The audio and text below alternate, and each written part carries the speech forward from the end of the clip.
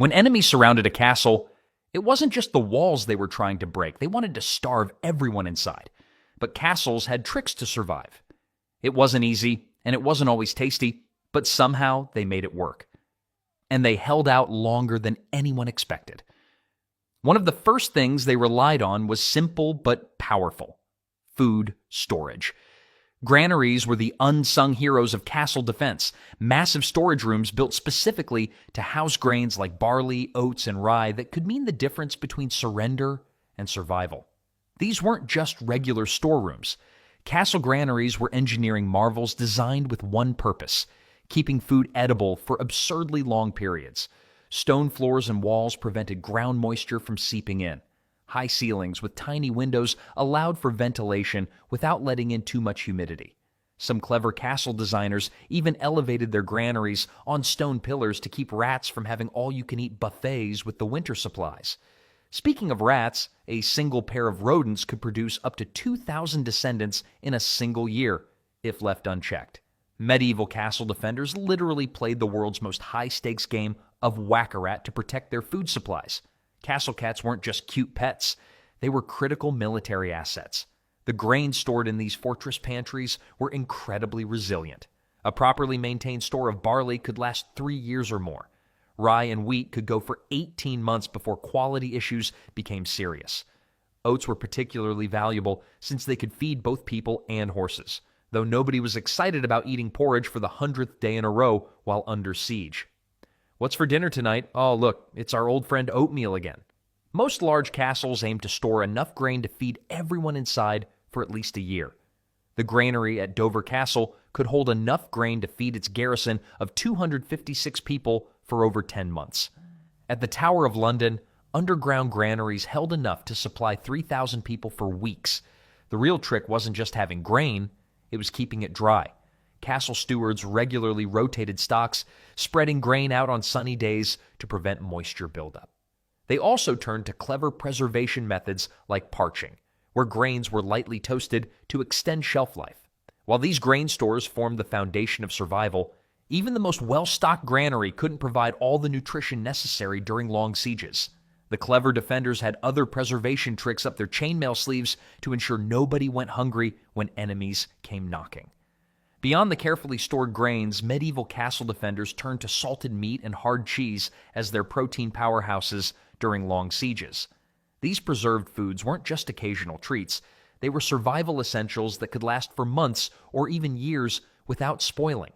Salt was medieval food preservation gold. Every autumn, castle staff would slaughter excess livestock that couldn't be fed through winter. The meat was quickly packed in wooden barrels filled with salt. Lots and lots of salt. This wasn't the light sprinkle we use on French fries today.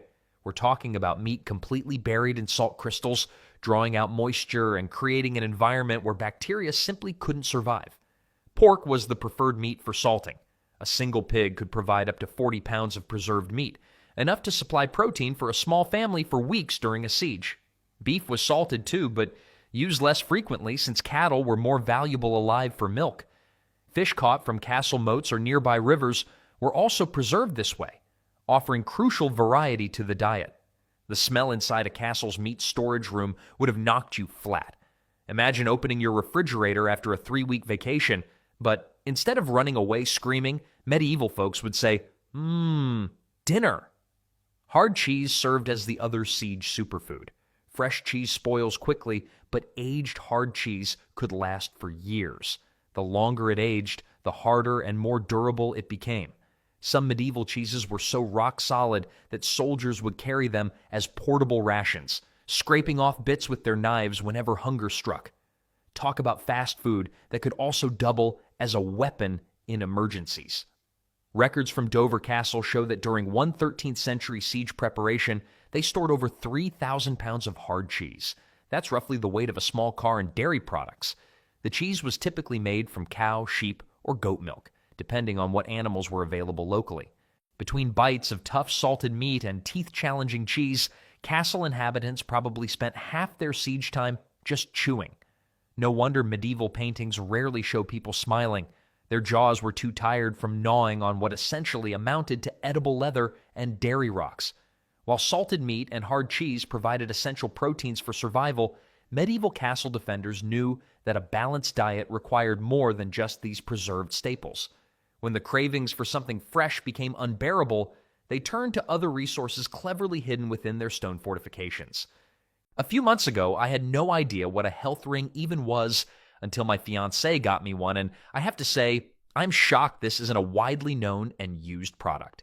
It tracks my stress levels, and what I found out is that some supplements made my stress score spike, while others actually helped bring it down. I adjusted a few things based on that, and honestly, I feel 10 years younger. My wife mainly uses it to track her menstrual cycles, and she is obsessed with her sleep quality score. I noticed they are currently running a limited 69% discount, but I don't know how long it will last. It's currently only $60, and it's clear. This one is the best bang for your buck, with other health rings priced around $350 with less functions. They managed to price it this low because they cut out the middleman like Amazon, Walmart, etc., who drive up the price and take a big margin, ending up with the customer paying 3 to 5 times more. If you are on TV, you can check it out yourself by pausing the video and scanning the QR code with your phone camera or clicking the first link in the description of this video. Kitchen gardens tucked away in courtyards and protected spaces were the secret weapon against scurvy and other deficiency diseases. These weren't sprawling farms. They were compact, efficient growing spaces that made every square foot count. The typical castle garden focused on hardy vegetables that could withstand harsh conditions and limited care. Onions and leeks topped the list of siege-worthy plants as they stored well and added crucial flavor to the bland diet of grain and salted meat. Garlic served double duty as both food and medicine, helping to fight infections when proper medical care wasn't available. Cabbage earned its place in castle gardens by surviving almost anything. Frost, drought, and neglect couldn't kill these tough leafy vegetables. Many castle gardens also included medicinal herbs. Mint helped settle upset stomachs that resulted from the less-than-ideal siege diet. Sage was believed to boost immunity, while thyme and rosemary could be used to preserve food or treat wounds. These herbs didn't take up much space, but made a world of difference for both health and morale. When enemies attacked, castle dwellers might have joked, "The army outside wants to kill us, but the garden inside keeps us alive." Medieval gardeners were surprisingly scientific in their approach, often using raised beds to extend the growing season. By elevating the soil, it warmed faster in spring and drained better during wet periods. Some castle gardens had south-facing stone walls that absorbed heat during the day and released it at night, a medieval greenhouse effect that protected tender plants from frost. Space constraints led to clever innovations. At Conwy Castle in Wales, gardeners grew plants in layers with climbing vines on walls, root vegetables below, and leafy greens in between. This three-dimensional approach maximized yields from minimal space. Research from ancient gardening manuals shows that a well-maintained medieval garden of just 20 square yards could produce enough vegetables to supplement 10 people's diets with crucial vitamins and minerals for months. Even the smallest castle with tiny courtyard spaces could grow enough fresh greens to ward off malnutrition. These gardens protected more than just physical health. After weeks of staring at enemy forces and eating dried foods, the sight of something green and growing was a feast for the eyes and soul. Though no garden could provide all the fresh food needed during long sieges, clever castle defenders had another preservation technique to stretch summer bounty throughout the year. Pickling stood as one of the medieval world's most brilliant food preservation techniques. When castle dwellers needed to make summer's harvest last through winter and beyond, they would grab their salt, vinegar, and spices and get to work preserving vegetables, fruits, and sometimes fish in special brine mixtures. The process was surprisingly straightforward. Vegetables were cleaned, sometimes blanched, and packed tightly into wooden barrels or ceramic crocks. A mixture of salt, water, vinegar, and spices was poured over them until they were completely submerged. The containers were then sealed with wax, cloth, or wooden lids to keep air out. Medieval pickles weren't just food, they were time travelers, bringing summer vegetables to winter dinner tables. And unlike modern refrigeration, pickles actually improved with age. Kind of like medieval jokes, but tastier. Cabbage fermented into sauerkraut, providing crucial vitamin C during winter months. Onions, carrots, turnips, and beets all found their way into pickling barrels, creating a colorful array of preserved vegetables that could last for months or even years. What made pickled foods so valuable during sieges? Their durability was legendary.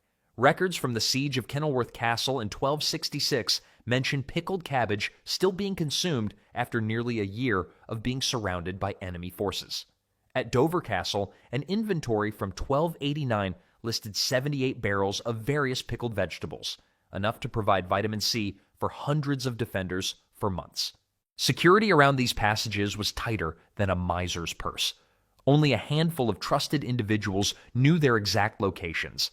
Many tunnels had multiple false turns, dead ends, and even booby traps to confuse enemy forces if the passages were discovered. Some castle tunnels featured narrow squeeze points where only one person could pass at a time, convenient spots for guards to stop any unwelcome visitors. Courageous merchants sometimes made small fortunes supplying besieged castles through these secret routes. Historical records mention payments of 10 times normal prices for basic goods delivered during sieges. The risk matched the reward, though. Getting caught by besieging forces usually meant a quick trip to the executioner. For defending forces, successfully sneaking supplies through tunnel networks felt like medieval cheating. "You're supposed to be starving in there," complained frustrated attackers, while defenders probably replied, "That's weird, we just had a lovely roast chicken dinner." When food shortages became severe, despite these secret supply lines, castle defenders had to rely on another surprising food resource. When siege warnings came, smart castle defenders rushed to bring livestock inside the walls. Chickens, pigs, goats, and sometimes even cows were herded into courtyards, cellars, and any available space. These animals aren't pets. They were walking, clucking, oinking food reserves that could provide fresh meat, milk, and eggs long after other supplies ran low. The inner bailey of a typical castle could quickly transform from a dignified courtyard into a noisy, smelly barnyard. Chickens might take over abandoned storerooms. Pigs could be kept in makeshift pens in the lower parts of the castle. Goats, being the escape artists they are, required especially secure enclosures, often in disused dungeons or cellars where they couldn't climb to freedom. Records from medieval sieges reveal impressive numbers of animals brought inside castle walls. During the 1224 siege of Bedford Castle, defenders had herded in over 50 pigs, 100 chickens, and a dozen milk cows before the attackers arrived. At Kenilworth Castle's famous siege of 1266, historical accounts mention barnyard sounds echoing off stone walls day and night as hundreds of animals shared the limited space with human defenders. Life with livestock inside castle walls came with serious downsides, mainly the overwhelming smell. Medieval nobles who normally enjoyed perfumed chambers suddenly found themselves living in what amounted to fancy stone barns. "The castle smells terrible," one lord reportedly complained during a siege, to which his steward replied, "Yes, but terrible smells are better than starvation." Practical challenges abounded. Feeding these animals during a siege required careful planning. Castle defenders often set aside dedicated grain reserves just for livestock. Chickens could survive on kitchen scraps, while pigs would eat practically anything. Goats and sheep could make do with hay stored in castle lofts, though they might also chew on tapestries if left unsupervised. Castle inhabitants developed clever systems to manage their indoor farms. Waste from animals was collected daily and either stored in dedicated pits or dried for use as fuel. Some castle designs included special drainage systems that could handle the increased waste. At Caernarfon Castle in Wales, archaeological evidence shows that defenders constructed temporary wooden platforms in the courtyard to keep animals elevated above their own waist. The close proximity to farm animals had unexpected benefits beyond just food. On particularly cold winter nights during sieges, some defenders would sleep near the larger animals to benefit from their body heat. Nothing says medieval comfort like using a cow as your personal space heater. When even animal feed ran low, desperate defenders would turn to unusual solutions. When castle defenders faced dwindling supplies, they redefined the very concept of food with each passing week. Nothing went to waste during desperate sieges. Stale bread that could crack teeth became treasured rations, first softened in whatever liquid was available, then transformed into a paste with herbs. Medieval cooking shows would have been very short. Today, we're making anything that doesn't run away from us. Bone broth became liquid gold during extended sieges. After the meat was gone, bones were crushed and boiled repeatedly until every last bit of nutrition was extracted. Some castles boiled the same bones up to 7 times, with each batch getting thinner. Is that soup or just dirty water? Both! And it's tonight's special. The longer a siege lasted, the more creative the castle cooks became. One medieval record mentions a castle chef who was awarded a silver coin for making 30 meals from 1 chicken. Talk about stretching ingredients. Castle kitchens developed bizarre siege recipes over time. Tree bark, particularly from elm and pine trees, could be ground into flour substitutes. The 1462 siege of Bamberg Castle saw defenders stripping interior wooden doors of their leather hinges to boil into soup. Tonight's special, door handle stew with a side of wall plaster crackers. Don't worry, the splinters are extra protein. Candle wax made from tallow animal fat could be melted down and used for cooking when oil ran out. Not exactly gourmet cuisine, but it added calories when they were desperately needed. Rats, usually the enemy of food stores, became food themselves when times got truly desperate.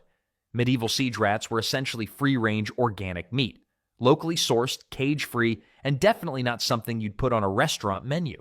At least nobody complained about the castle's rat problem anymore.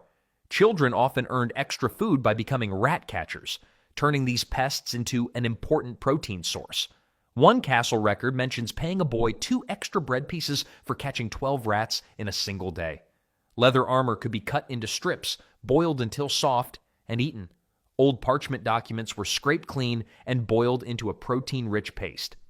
This treaty tastes terrible. That's because it's a declaration of war. During the siege of Rochester Castle in 1215, defenders reportedly ate their shields. These shields used to protect us from arrows. Now they're protecting us from starvation. Talk about multitasking. Even shoes weren't safe. The leather could be boiled until soft enough to chew. Medieval castle defenders would have been horrified by modern food waste. Nothing edible, or even barely edible, escaped the cooking pot during a long siege. When even these desperate food sources began to run low, castle defenders had to implement increasingly strict rationing systems that would make modern dieters look like amateur food enthusiasts. Rationing became the ultimate survival strategy as sieges dragged on and food supplies dwindled. What began as 3 daily meals quickly shrank into 2, then often just 1 sad portion that barely filled a wooden bowl. Castle stewards developed detailed systems to track every morsel of food and ensure it lasted as long as humanly possible. The harsh reality of medieval siege rationing followed strict social rules. Lords and nobles ate first, receiving the largest portions and the best quality food available. Knights and men-at-arms came next, getting enough to maintain fighting strength. Servants, workers, and common folk received whatever remained. The good news is we're having meat today. The bad news is there's only enough for the Lord to smell it. These ration systems were tracked with remarkable precision. At Kenilworth Castle during its famous 15-month siege, records showed daily bread rations dropped from 16 ounces per person to just 4 ounces, barely enough to fill the palm of your hand. Castle cooks became masters of the medieval version of food stretching. A single salted fish might flavor soup for 20 people, with the actual fish served only to the Lord's table. Grains were ground extra fine and mixed with anything available to increase volume. Sawdust, ground acorns, even finely chopped straw in desperate times. How's the bread today? Crunchy. Either it's stale or there's actual wood in it. Maybe both. These impressive food strategies often determined who would claim victory when medieval warfare became a waiting game. No wonder castle builders paid as much attention to their pantries as they did to their walls. Both were equally crucial for survival.